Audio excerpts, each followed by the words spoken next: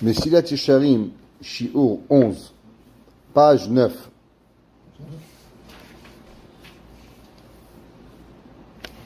Klalo shel davar. Voici la règle. Dans la Torah, toujours quand on étudie la Torah, il y a une chose qui va toujours revenir. Zehaklal. Voici la règle. Mishnayot. La définition des choses. La Torah, par définition, c'est quelque chose qui va définir. C'est quoi un homme? C'est quoi un enfant? C'est quoi un grand? C'est quoi un petit? C'est quand que c'est permis? C'est quand c'est pas permis? Pourquoi? Dans la Torah, il n'y a rien de permis, il n'y a rien d'interdit. Dans la Torah, chaque facteur, il est déterminé par quelque chose. Exemple, tu as le droit d'allumer du feu Shabbat? Oui ou non, ça ne veut rien dire. Non à Montréal, oui au Beth Amikdash. Tu as le droit de manger, ça dépend quand. La veille de Kippour, tu as le droit de manger, c'est une mitzvah. Le lendemain de Kippour, tu n'averas. Manger, boire, dormir, rien n'est bien, rien n'est mal, rien n'est tordu, rien n'est droit. Tout va dépendre d'après les règles. C'est pour ça que la Torah, elle est généralement la définition de chaque chose. C'est pour ça qu'on ne peut pas dire c'est bien ou c'est mal. La Torah veut rien dire.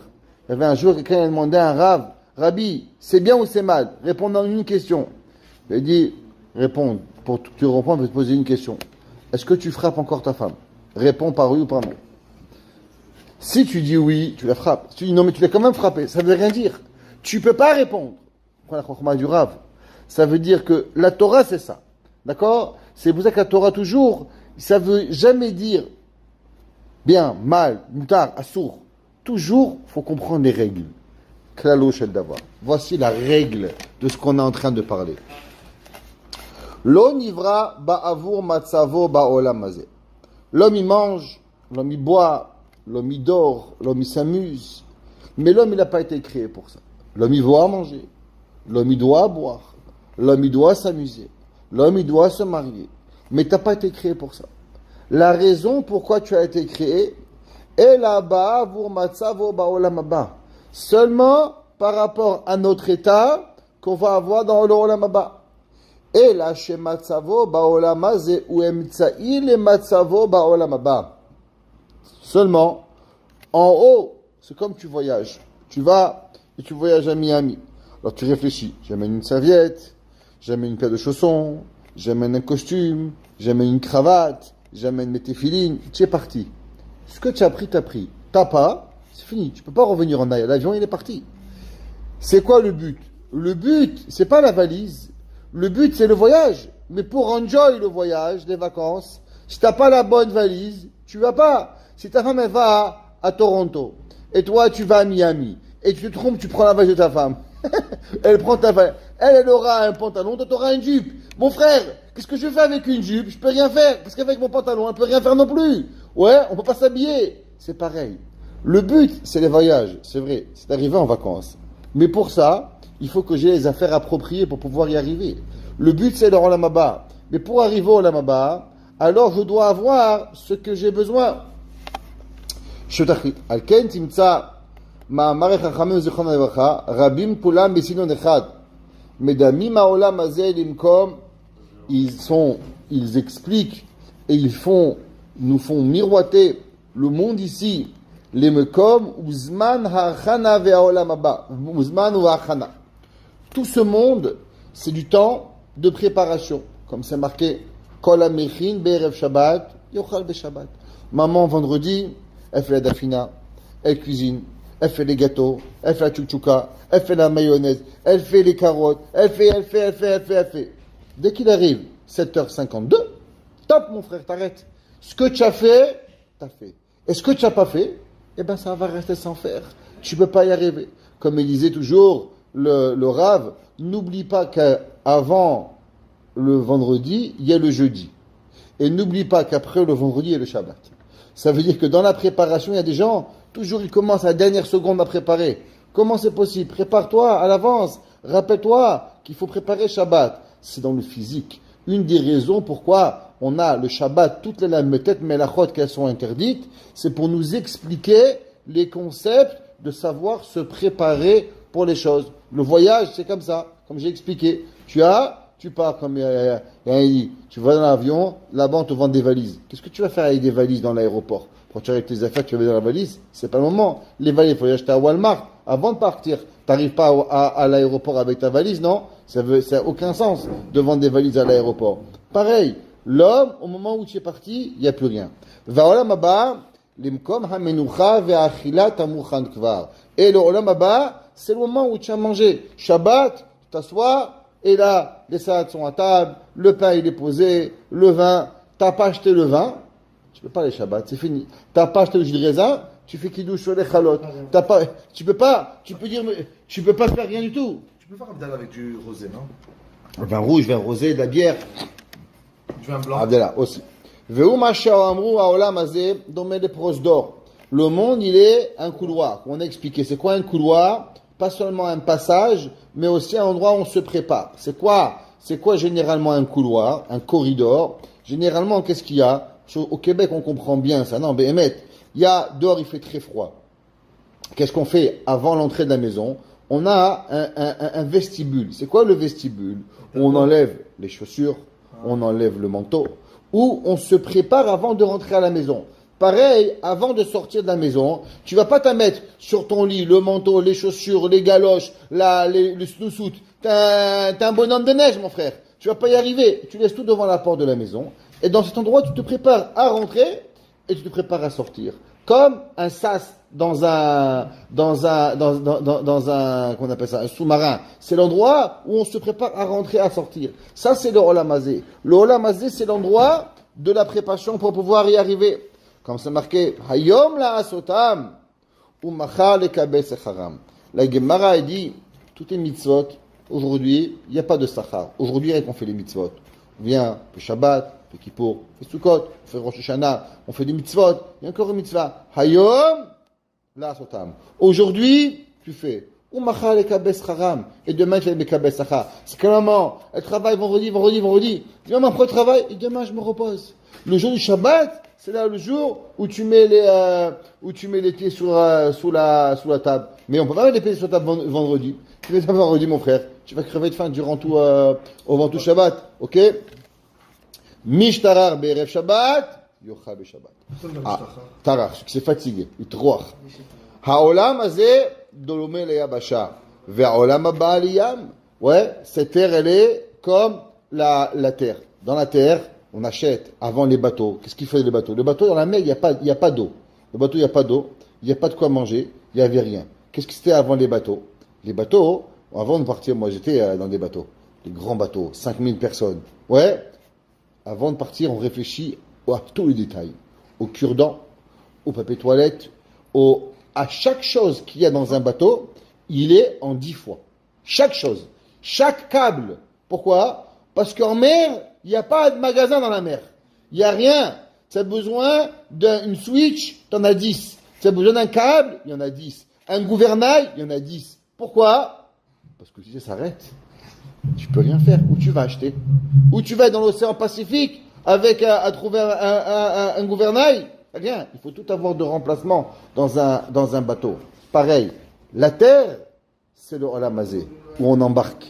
Dès que le bateau il arrive à quai, il y a des camions qui rentrent, allez le manger, les bananes, les cure-dents, tout ce que tu as besoin. Et dès que le bateau il est parti, ça y est, ce que tu as oublié, exactement. Tu peux plus. Quand tu penses que dans ce monde-là, on doit remplir autant qu'on peut nos valises de mitzvot, parce que c'est la seule chose techniquement qu'on prend avec nous, il n'y a rien d'autre. Rien d'autre. C'est marqué dans Hachamim. On raconte qu'il y avait un jour, c'est le mec de Douvna il ramène, qu'il y avait un jour un homme, il arrivait à la synagogue. Alors il a un peu la tête. Le rabbin vient le voir. Il dit, monsieur, qu'est-ce qui arrive? Pourquoi vous faites la tête? Il dit, voilà, je dois aller chez la cour, chez le roi, mais j'ai un jugement. Alors il dit, où ils sont vos associés? Il dit, monsieur, vous savez, le business, c'est pas toujours très légal. Un peu magouille comme ça. Ça peut pas arriver. Ils vont tous se faire arrêter. Il dit, ok. Il dit, à vos enfants. Il dit, les enfants, vous savez, jusqu'à où ils peuvent venir? Ils ont peur. Ils vont m'accompagner jusqu'à la porte du palais. Le rabbin lui dit, vous savez, vous venez pas souvent à la synagogue, mais moi, je vais venir avec vous, j'ai pas peur du roi, j'ai peur que d'Akadosh Baruch Hu, je vous rentre. Il dit, mais vraiment? Mais je viens pas souvent à la synagogue. Il dit, c'est pas grave, c'est un juif, Membre de ma communauté, je vous amène. Il dit, pareil, la mort de quelqu'un. Il y a des amis.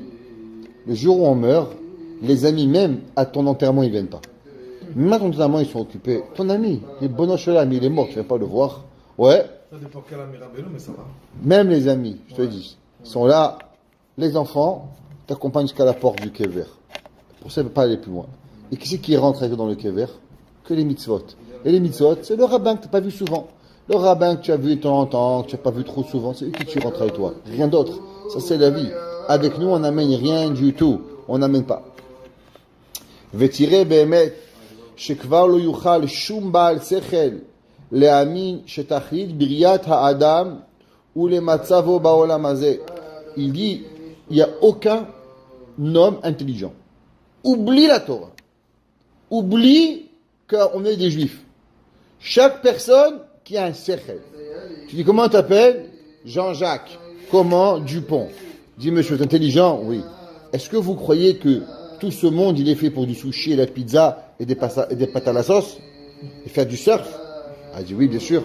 Je dis, là, pourquoi on n'est pas tous nés en faisant savoir faire du surf? Elle dit, ah non. Alors on est né pour la bicyclette. Ah oui? Alors pourquoi il y a 1 milliard d'Africains qui n'ont pas de bicyclette? Pourquoi? C'est un problème. Si vraiment le Olam Hazeh, il a été créé pour le Olam Hazeh, alors le minimum, regarde, respirer, tous les gens ils respirent. Manger, tout le monde doit manger. Boire, tout le monde doit boire. Ça veut dire que tu vois l'essentiel, l'humanité, il doit avoir. Donc si le but de l'humanité c'est les plaisirs, comment ça se fait qu'on n'est pas tous égaux dans le plaisir? Si le but c'est de travailler, alors pourquoi on n'est pas tous égaux dans le travail? Si le but c'est de faire de l'argent, pourquoi il dit riches et des pauvres? Il n'y a aucun sens. Il dit le Ramchal, ça prend pas le sechel de Papineau pour pouvoir comprendre que ça c'est pas le monde. Qui ma'em chaya udam ba'olam hazeh. Un jour j'étais avec Schmelzer. On était enterré un vieux monsieur. Aaron Schmelzer. On a enterré un gars, il n'est même pas minyan. On était membre d'Atzala, on est venu compléter minyan, tout seul. Comme le gars qui est niftar ici, il n'y avait personne. C'est pas Covid, il n'y avait personne, il n'y avait pas d'enfant, il n'avait rien. Alors, à la fin, il m'a regardé, il m'a dit, c'est Meir. J'ai dit oui. Mais tu vois le cimetière? Il m'a dit, il est rempli de personnes qui pensaient qu'il était indispensable. Ça fait peur, mais c'est vrai. Quand tu dis indispensable, c'est chacun qui croyait qu'il était vivant, que le monde, il ne pourrait pas vivre sans lui. Et pourtant, il est mort et le monde, il a continué. Le monde, il continue sans toi, mon frère. C'est comme ça la vie. On est ici, et nous, on a le mérite de faire partie dans ce monde. Et quand, pas longtemps, il m'a appelé, il m'a dit, voilà, donnez à mon fils, donnez à ma fille. Je lui ai dit, madame, si vous avez donné, soyez heureux que vous avez donné. Parce que, sachez que Kadosh Baruch Hu, il a plein de façons de donner aux gens. Et, si Hachem, il vous a donné le zéchout de donner à votre fille, qu'elle est mariée, elle a des enfants, c'est vous que vous devez être heureuse. Parce qu'en vérité, ouais, Akadosh Baruch Hu, il peut trouver un autre moyen. Peut-être que tout l'argent que vous avez, c'est que pour aider votre père, pour aider votre mère, pour aider votre femme, pour aider vos enfants. Tu sais pas. Mais le but, c'est un zéchout que nous avons pour Akadosh Baruch Hu. Oh, Misheu Sameach, Veshale Baolam Hazeh. Ouais, ou gloire, qu'il est heureux. Combien d'heureux jours? Venez, on réfléchit 2 secondes. Si l'homme, il n'a pas la Torah, si l'homme, il n'a pas du nachat, combien de jours dans la vie un homme, il est heureux? Généralement, les gens, ils se lèvent le matin. Un goy, il se lève le matin, il va travailler dehors, il fait 40 degrés, ou dans le froid, moins 40, il est travailleur dans les routes. Je crois qu'il est vraiment heureux tous les jours. Après, la journée, il travaille dur. Le soir, il rentre à la maison. Et tu me donnes-tu une bière? Ok? Bon, il a 5 minutes de plaisir, il a sa bière. Après, il est mort de fatigue. Il va. Après, le dimanche, il va au chalet. Et là, il prend un petit barbecue. Ouais.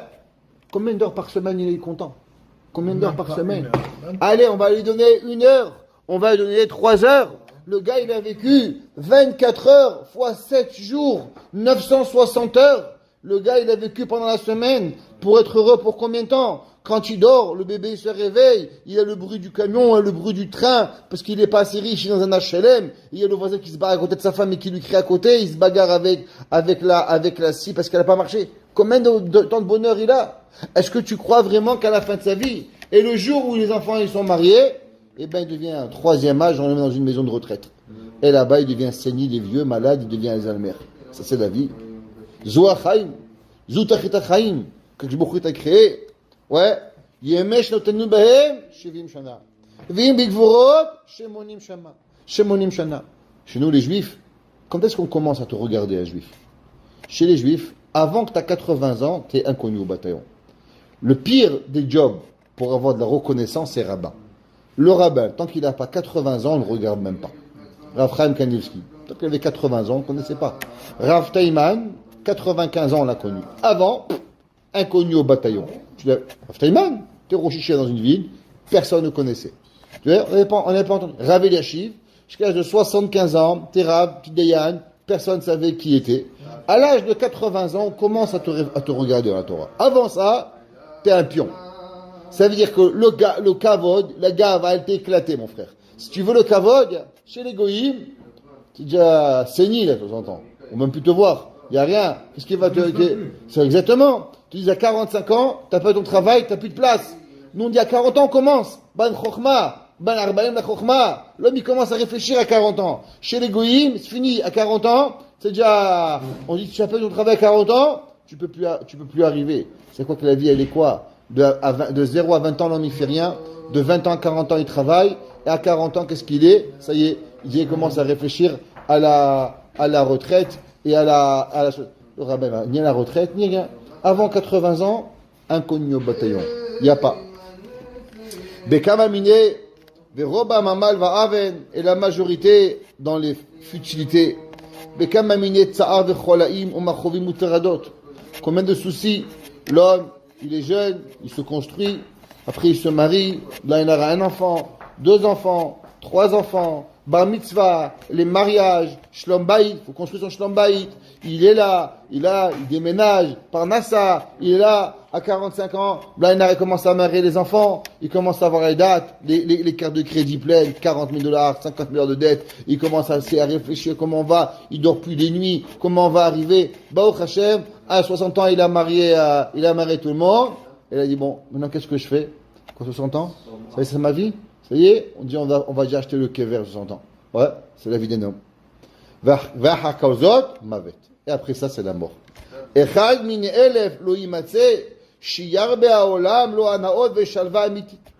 Un dans 1000, tu vas trouver qui va avoir tous les plaisirs. C'est pas possible, comme j'ai expliqué.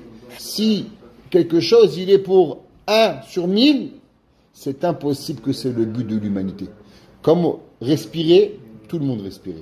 Manger, tout le monde mange. Marcher, Blainara, Baruch Hashem, 90% des gens, ils marchent, il va. Ça, c'est l'humain. C'est pas possible qu'il y a un dans l'humanité, il y a Bill Gates et je sais pas qui a réussi. Et tout le reste, c'est des pecnos qu'on est juste pour servir Monsieur Bill Gates. Ça veut rien dire. C'est pas ni Trump ni Bill Gates. Il y a un Tachit Achaim. Il dit le Ramchal, il faut pas être un juif pour comprendre ça. Il faut seulement être un Baal Sechel et pas un Baal Ta'ava. Vegamu. Ilu yagia lemea shana kvar avalu batel min haolam. Et même lui, s'il arrive à 100 ans, alors automatiquement, il est complètement perdu de ce monde-là à cause de ce qu'il a fait. Velod. Et là, she'im tachlid briyat ha'adam aya el tzorech ha'olam hazeh. Si l'homme, viens, on va réfléchir, que l'homme bémet, il doit manger et il doit boire. Le but, c'est quoi? C'est qu'il s'éclate dans le manger. Alors, il faut qu'il mange, il faut qu'il boive, il faut qu'il dort, il faut qu'il s'amuse, il faut qu'il ait des vacances. Ça, c'est Tachrit Adam. Ok? Seulement, on est tous d'accord que dans le Tachrit Adam, dans l'homme, qu'est-ce qu'il y a? Il y a une machine. Cette machine, c'est la machine la plus complexe. Toujours, je vais répéter la même chose. Le Rama, il dit, c'est quoi la bracha? Tous les jours, on dit, Baruch Ata Hashem, Rofe Kol Basar, il guérit toute créature, ou Mafli la Asok. Et il est extraordinairement bien fait. Il dit, qu'est-ce que c'est la chose la plus extraordinaire? Il dit, le Rama, que l'homme, il a une âme et il a un corps. Comment Akadosh Baruch Hu, il a pris Chelek Elokim Ima'al, une partie de Dieu. Une partie de Dieu, c'est illimité. Akadosh Baruch Hu, il n'est pas limité. Akadosh Baruch Hu, il est illimité. Ce qu'on appelle le Or En Sof. Donc une partie de la lumière de l'infini, elle est aussi infinie. Parce que si la lumière, une partie de la lumière infinie, elle est finie, alors automatiquement, Kaviachol Akadosh Baruch Hu, il est aussi limité et fini. Donc la Neshama, elle est illimitée. Elle est infinie. Comment on arrive à rentrer une âme dans le corps d'un homme qui est fini? C'est la plus grande chose. C'est comme ça que le Rama dit. Rofé kol basar ou mafila asot. Quand tu vois un homme qui a une âme, mais c'est pas possible. Comment Dieu il a pu créer une chose pareille? Maintenant, si Hachem il voulait que tu manges des bananes et du sushi et des melons toute la journée, très bien. Crée-moi une vache. Mais, pourquoi je parle? Pourquoi j'ai une chokhma? Pourquoi je comprends un Rabbi Akiba Eger? Pourquoi je comprends un Khatam Sofer? Pourquoi je comprends un Shulchan Aruch? Pourquoi j'ai une âme? À quoi sert un Neshama? Si l'homme, il avait Behemet que des Taravot Olamazé, Hachem il aurait pu te créer un demi-babouin. Ouais, il y a les babouins et il y a les demi-babouins. Pourquoi que je nous a créé tellement Mechoubad ou Mitrabed? Vadaï, c'est que c'est pas possible d'avoir un ustensile tellement beau pour pouvoir y arriver. C'est quoi un des solos de la folie? Comment on détermine un fou? La Gemara a dit, si tu donnes à quelqu'un quelque chose d'important et qu'il comprend pas, donne à un enfant de 2 ans un billet de 200 €, ouais, de 500 €, 1000 $, il va le prendre, il va moucher le nez avec. Il sait pas quelle différence, un fou. Donne-lui une pierre en or, ouais, il va la prendre, il va la jeter, parce qu'il n'a pas la notion.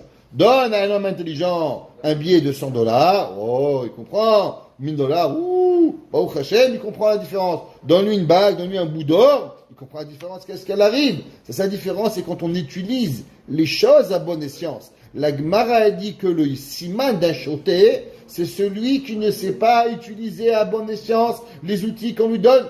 Un homme, il a un neshama. Pourquoi le neshama, quand Baruch Hu l'a créé, si c'est pour manger du sushi? La vache, elle peut manger le sushi aussi. Le mouton aussi, il peut manger le sushi. Le singe, il peut aussi manger le sushi. Alors pourquoi on a une neshama? Pourquoi on peut parler? Pourquoi on n'est juste pas un babouin? Seulement un neshama elokit ou neshama be'em? Même une neshama, on prend pas un neshama de... Elokit d'Akadosh Baruch Hu, mais maintenant tous les goïms aussi, ils ont un neshama be'emit. Mais ils ont un nitzot, bien sûr, ils peuvent parler. Ok? Velo od el hashim tachit briat ha'adam. העת צורך הזה לא יצא מפני זה שתנופר בו נשמה כל כך חשובה ועליונה שתהיה גדולה יותר מן המלאכים עצמם. On a déjà ramené dans un shiur, vous vous rappelez quand on avait étudié dans Pirkei Avot, on avait rapporté le Chida, que le Chida il avait rapporté au nom du Harizal, comme quoi, vous vous rappelez, il y a le Kisei HaKavod, en bas du Kisei HaKavod il y a le Neshama, et en bas du Neshama des hommes, il y a les Malachim. Les Malachim sont plus petits que les hommes. Ouais, alors si, on parle, oui. Si Akadosh Baruch Hu, il a créé, mais ça veut dire qu'il y a un humain qui peut arriver là-bas. C'est pas important, juif ou goy. Ça veut dire qu'il y a un humain qui peut arriver à un niveau qui est plus grand que les malachim. Comment se fait-il, Behemet, que Akadosh Baruch Hu, il a créé une neshama tellement grande, si l'homme, Behemet, il doit juste manger des pizzas? Ça sert à rien. C'est donner un outil qui est inutile.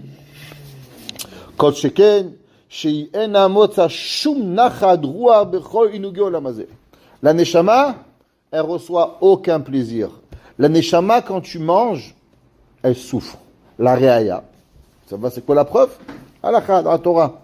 La Torah, elle dit que tu dois manger le 9 de Tishri. Comment la Torah a dit? La Gemara a dit ve'initem et nafshotechem, et vous allez faire souffrir votre âme le 9 de Tishri. Demande le Maharal, pourquoi on marque qu'on doit faire souffrir notre âme le 9 de Tishri? Le 9 de Tishri on mange, c'est une limite de manger. Il répond non. Il dit qu'en vérité, le 10 de Tishri, c'est le corps qui souffre, parce qu'on mange pas. Mais la neshama, elle est heureuse, parce qu'on fait que des mitzvot spirituels. Quand est-ce que la neshama elle souffre? La neshama elle souffre le 9 de Tishri. Du fait qu'on fait que manger, ça c'est la souffrance de la neshama. Le 9 de Tishri, on fait la souffrance de l'âme. Et le 10 de Tishri, on fait la souffrance du corps. Chaque café que tu prends, chaque bout de gâteau que tu manges, chaque chose que tu fais de plaisir, notre neshama elle souffre. Elle a aucun plaisir. Le corps il est né.